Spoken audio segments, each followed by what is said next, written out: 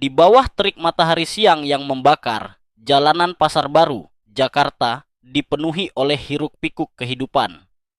Bau ikan segar bercampur dengan aroma rempah-rempah dari pedagang soto pinggir jalan, sementara suara klakson ojek online dan teriakan pedagang saling bersautan. Di tengah keramaian itu, seorang pria tua bernama Pak Sutarno, 70 tahun, mendorong gerobak kayu sederhana yang penuh dengan sayuran segar, kubis, wortel, dan daun coldplay yang baru dipetik dari kebun kecilnya di pinggiran kota. Wajahnya yang keriput dan tangannya yang kasar menunjukkan perjuangan hidup selama puluhan tahun. Namun matanya menyimpan kilau keteguhan yang sulit dijelaskan. Pak Sutarno mengenakan kaos oblong lusuh dan celana pendek yang sudah pudar warnanya, dengan topi caping tua melindungi kepalanya dari panas. Ia berjalan perlahan, sesekali menyapa para pelanggan tetapnya dengan senyum hangat. "Sayur segar, Bu. Coldplay baru petik, murah." Teriaknya dengan suara serak namun penuh semangat. Bagi Pak Sutarno, menjual sayuran bukan hanya soal mencari uang, tetapi juga cara untuk tetap merasa berguna di masa tua. Ia sering berkata pada tetangganya, "Kalau aku diam saja di rumah, tulangku bakal karatan." Namun, di hari itu, nasib seolah ingin menguji kesabaran pria tua ini. Saat ia mendorong gerobaknya di tepi jalan yang padat, sebuah mobil sport merah menyala melaju kencang dari arah berlawanan. Mobil itu, sebuah Ferrari terbaru dengan harga miliaran rupiah, tampak mencolok di antara kendaraan-kendaraan biasa di Pasar Baru. Pengemudinya, seorang pria muda bernama Reza Pratama, adalah seorang pengusaha properti yang baru saja naik daun. Dengan kacamata hitam mahal dan pakaian bermerek, Reza dikenal sebagai orang yang sombong dan suka memamerkan kekayaannya. Ia seringkali melanggar aturan, lalu lintas tanpa peduli, karena merasa koneksi ayahnya, seorang pejabat tinggi di pemerintahan, bisa melindunginya dari segala masalah. Reza sedang terburu-buru menuju sebuah pertemuan bisnis penting. Ia mengemudikan mobilnya dengan kecepatan tinggi, tak peduli dengan kerumunan pedagang dan pejalan kaki di sekitarnya. "Minggir! Kalian ini menghalangi jalan!" teriaknya sambil membunyikan klakson panjang, membuat beberapa pedagang tergopoh-gopoh menyingkir. Namun, Pak Sutarno, yang sudah setengah tuli karena usia, tidak mendengar klakson itu. Ia terus mendorong gerobaknya dengan tenang, tanpa menyadari bahaya yang mendekat. Tiba-tiba, brak! Mobil Reza menghantam sisi gerobak Pak Sutarno dengan keras. Gerobak kayu itu terpental ke tepi jalan, sayuran berhamburan di trotoar, dan roda gerobak patah menjadi dua. Pak Sutarno sendiri terjatuh ke tanah, lututnya lecet dan tangannya gemetar menahan sakit. Beberapa pejalan kaki berhenti, sebagian berbisik dengan kaget, sementara yang lain berlarian mendekati Pak Sutarno untuk membantu. "Pak, Bapak baik-baik saja?" tanya seorang ibu penjual jamu yang kebetulan lewat sambil membantu Pak Sutarno berdiri. Pria tua itu mengangguk pelan, meski wajahnya meringis kesakitan. Ia lebih khawatir melihat sayuran yang berserakan di jalanan, hasil jerih payahnya selama seminggu, daripada lukanya sendiri. Di sisi lain, Reza menghentikan mobilnya dengan kasar. Pintu Ferrari terbuka, dan ia melangkah keluar dengan wajah merah padam karena marah. Ia melepas kacamata hitamnya dan memandang Pak Sutarno dengan tatapan penuh penghinaan. "Kamu orang tua gila ya? Lihat apa yang kamu lakukan pada mobilku!" bentaknya sambil menunjuk goresan kecil di sisi pintu mobilnya. Goresan itu memang ada, tapi jelas bukan sesuatu yang serius bagi sebuah mobil sekelas Ferrari. Namun, bagi Reza, itu adalah alasan sempurna untuk melepaskan amarahnya. Pak Sutarno, yang masih berusaha menenangkan diri, menjawab dengan suara pelan, "Maaf, Nak, saya tidak sengaja, tapi gerobak saya juga hancur. Sayuran saya jatuh semua. Bagaimana saya mau cari makan kalau begini?" Reza malah tertawa sinis. Suaranya menggema di tengah kerumunan yang mulai berkumpul. "Cari makan? Orang miskin seperti kamu seharusnya tidak berada di jalan ini. Kamu tahu berapa harga mobil ini?" Goresan kecil ini saja bisa membeli 10 gerobakmu. Bayar sekarang juga, atau aku akan laporkan kamu ke polisi. Kerumunan mulai berbisik-bisik. Beberapa orang merasa kasihan pada Pak Sutarno, tapi takut untuk ikut campur karena melihat sikap arogan Reza. Seorang pemuda penjual cilok mencoba membela. Mas, orang tua ini tidak sengaja. Mobilmu juga tidak apa-apa, kenapa harus dibesar-besarkan?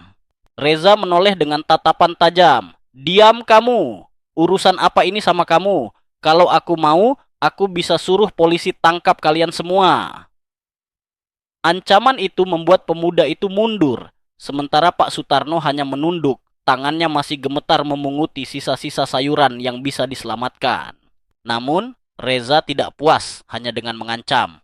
Ia mengeluarkan ponselnya dan mulai merekam Pak Sutarno, sengaja mempermalukan pria tua itu di depan umum. Lihat nih, orang tua ini merusak mobilku. Kalau tidak bayar, aku akan viralkan videonya. Biar semua orang tahu betapa tidak tahu dirinya orang miskin ini. Ia tertawa lagi, sementara Pak Sutarno hanya bisa diam, wajahnya memerah karena malu dan marah yang tertahan. Saat itulah, seorang polisi bernama Inspektur Dedi yang sedang berpatroli di sekitar Pasar Baru, mendengar keributan dan mendekat. Inspektur Dedi adalah seorang polisi setempat yang dikenal keras dan seringkali memihak pada orang-orang berpengaruh demi keuntungan pribadi. Dengan seragamnya yang rapi dan tongkat di tangan, ia melangkah masuk ke tengah kerumunan. Tatapannya langsung tertuju pada Reza yang masih memegang ponselnya. Ada apa ini? Kenapa ribut-ribut di sini? Tanya Inspektur Dedi dengan nada otoriter. Reza segera menghampirinya. Wajahnya berubah menjadi ramah seolah ia sudah mengenal polisi itu sebelumnya. Pak Dedi, kebetulan Bapak datang. Orang tua ini merusak mobil saya. Saya minta dia tanggung jawab. Kalau tidak, saya laporkan resmi. Ujar Reza sambil menunjuk Pak Sutarno dengan nada penuh kemenangan. Inspektur Dedi melirik Pak Sutarno sekilas, lalu kembali ke Reza. Tenang Mas Reza, kita selesaikan sesuai aturan. Ia kemudian berbalik ke arah Pak Sutarno. Suaranya langsung berubah dingin. Kamu, orang tua, apa yang kamu lakukan sampai merusak mobil orang? Punya uang untuk ganti rugi tidak? Pak Sutarno menggeleng perlahan, suaranya hampir tak terdengar. Saya tidak sengaja, Pak. Gerobak saya juga hancur. Saya hanya mau cari makan. Namun Inspektur Dedi tidak peduli. Ia mengangguk pada Reza, seolah memberikan sinyal bahwa ia akan menangani situasi ini sesuai keinginan pemuda itu. Kalau tidak bisa bayar, kita bawa ke kantor polisi.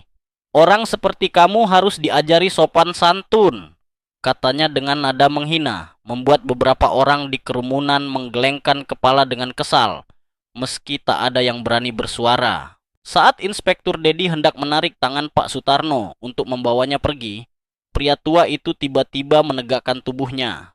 Meski tubuhnya kecil dan tua, ada sesuatu dalam tatapan matanya yang berubah. Sebuah kilau yang membuat Inspektur Dedi sedikit mundur tanpa sadar.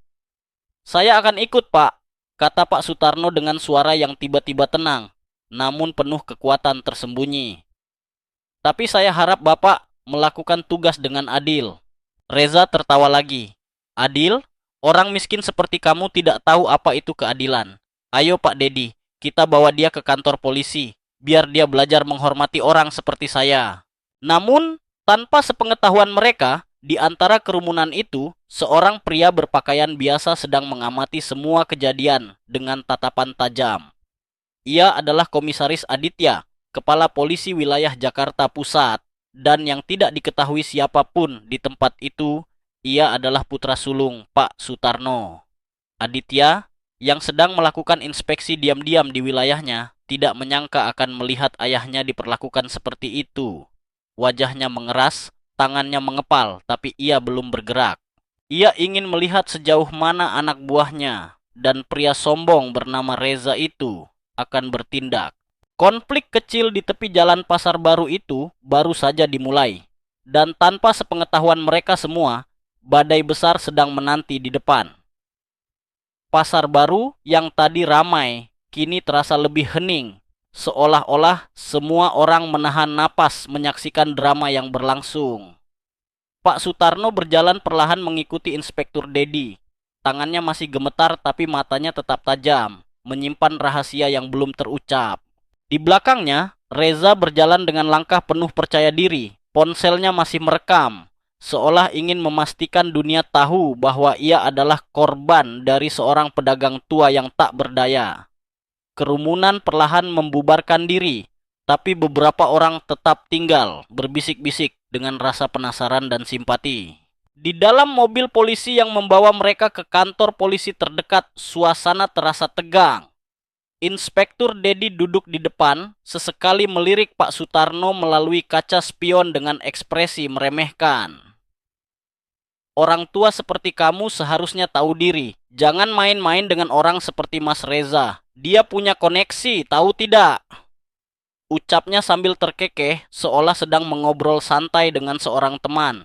Pak Sutarno hanya diam, menatap keluar jendela. Pemandangan Jakarta yang padat berlalu di depan matanya. Gedung-gedung tinggi bercampur dengan warung-warung kecil di pinggir jalan. Ia teringat masa mudanya ketika ia masih menjadi seorang tentara di pasukan khusus, bertugas di perbatasan Kalimantan melawan kelompok-kelompok separatis. Saat itu, ia dikenal sebagai prajurit yang tak kenal takut, tapi setelah pensiun, ia memilih hidup sederhana, menjauh dari sorotan. Hanya sedikit orang yang tahu masa lalunya, termasuk putra sulungnya Aditya, yang kini menjadi kepala polisi wilayah Jakarta Pusat. Sementara itu, di belakang mobil polisi, Komisaris Aditya mengikuti dengan sepeda motor tua yang biasa ia gunakan untuk inspeksi diam-diam. Wajahnya tertutup oleh helm, tapi matanya menyala-nyala penuh kemarahan. Ia tahu ia harus menahan diri agar situasi tidak memburuk, tapi melihat ayahnya diperlakukan seperti itu membuat darahnya mendidih. Sabar, Aditya, tunggu waktu yang tepat, gumamnya pada diri sendiri, mencoba menenangkan hati. Setibanya di kantor polisi kecil di kawasan Tanah Abang, Pak Sutarno langsung dibawa ke ruang interogasi. Ruangan itu sempit dan pengap dengan lampu neon yang berkedip-kedip di langit-langit. Di sudut, sebuah meja tua penuh dengan dokumen berantakan, dan di dinding tergantung poster usang tentang pelayanan Prima Polri. Inspektur Dedi duduk di depan Pak Sutarno, sementara Reza berdiri di samping dengan tangan disilangkan. Wajahnya penuh kemenangan. Jadi, orang tua, apa yang kamu lakukan sampai berani merusak mobil Mas Reza? Tanya Inspektur Dedi dengan nada penuh otoritas, mencoba membuat suasana lebih dramatis. Pak Sutarno menarik napas dalam-dalam sebelum menjawab. Saya tidak sengaja, Pak. Saya hanya mendorong gerobak saya di tepi jalan. Mobil itu yang melaju kencang dan menabrak gerobak saya. Saya bukan orang kaya, tapi saya juga bukan penutup jalan. Kalau memang saya salah, saya siap bertanggung jawab. Tapi tolong, lihat juga keadilan untuk saya. Reza langsung memotong dengan nada sinis. Keadilan? Orang miskin seperti kamu tidak pantas bicara soal keadilan. Mobilku itu harganya miliaran, tahu tidak? Goresan kecil ini saja bisa membuatmu kerja seumur hidup untuk ganti rugi. Inspektur Dedi mengangguk setuju, lalu menambahkan, kalau tidak bisa bayar, kita buat laporan resmi. Kamu bisa dipenjara karena perusakan barang. Atau, kalau Mas Reza berbaik hati, mungkin kamu bisa jadi kuli di rumahnya untuk melunasi utang. Ucapan itu membuat Pak Sutarno mengepalkan tangannya di bawah meja. Ia menatap Inspektur Dedi dengan tatapan yang tiba-tiba berubah. Bukan lagi tatapan seorang pedagang tua yang lelet, tapi tatapan seorang prajurit yang pernah menghadapi situasi jauh lebih berbahaya dari ini.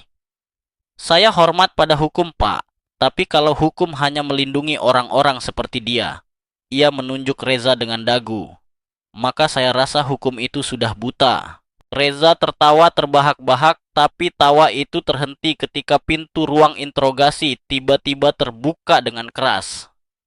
Semua orang menoleh dan di ambang pintu berdiri Komisaris Aditya, seragam resminya terlihat mencolok di bawah cahaya lampu neon. Pangkat di pundaknya berkilau dan wajahnya keras seperti batu. Di belakangnya, beberapa polisi junior yang mengenalnya langsung berdiri tegak, memberikan hormat dengan ekspresi kaget. Komisaris Aditya, seru Inspektur Dedi, suaranya bergetar. Ia buru-buru berdiri dari kursinya, hampir menjatuhkan dokumen di atas meja. Reza juga terlihat bingung, meskipun ia belum tahu apa yang sedang terjadi. Aditya melangkah masuk, tatapannya langsung tertuju pada Pak Sutarno. "Ayah," katanya dengan suara rendah namun penuh emosi, membuat semua orang di ruangan itu terdiam. "Ayah," Inspektur Dedi mengulang kata itu dengan nada tak percaya, wajahnya memucat. Reza, yang tadinya penuh percaya diri, tiba-tiba merasa ada yang salah. Ia mundur selangkah, tangannya gemetar memegang ponsel. Pak Sutarno mengangguk pelan pada Aditya, lalu menoleh ke Inspektur Dedi dan Reza. "Saya tidak pernah bilang siapa saya, karena saya tidak suka pamer. Tapi kalau orang-orang seperti kalian pikir bisa seenaknya menginjak orang kecil, kalian salah besar." Aditya melangkah mendekati meja, tangannya mengepal. "Inspektur Dedi, apa yang sedang terjadi di sini? Bukannya kamu yang harus menegakkan keadilan.